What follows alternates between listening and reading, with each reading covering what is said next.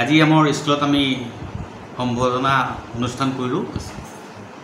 এই বছৰ আপোনাৰ 2025 যিটো CBSE 10th বোৰ্ড ৰিজাল্ট ওলাইছিলে তাত সম্পূৰ্ণ আমাৰ 33টা ল'ৰা ছোৱালী এপিয়াৰ কৰিলে। তাতে 33টাই 100% পাছ পাৰ্চেণ্টেজ।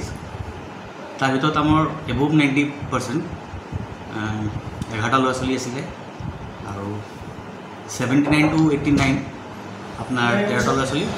বাকীখিনি আপোনাৰ এবোভ 60% ল'ৰা ছোৱালী।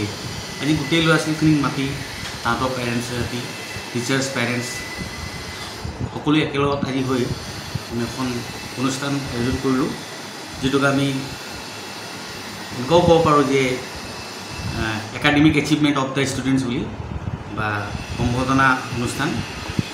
তাৰ ভিতৰত আমাৰ যিজন টপাৰ আছিলে অনুৰাগ ভূঞা 98% পাইছিলে। তেখেতক এখন লেপটপ আমি গিফ্ট কৰিলোঁ আজি টাকানৰ ক্লাব।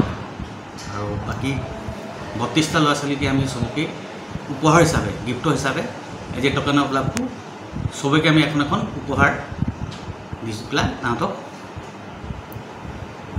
সেই এনকাৰেজ কৰিছোঁ যাতে আগলৈও ভাল কৰে চবেই। আৰু এইবাৰ আমাৰ ছেকেণ্ড মেট্ৰিকৰ বৰ্ড আছিলে। 2024তো এখন বৰ্ড এপিয়াৰ হ'ল, তাতো আমাৰ 100% পাছ পাৰ্চেণ্টেজ আছিলে।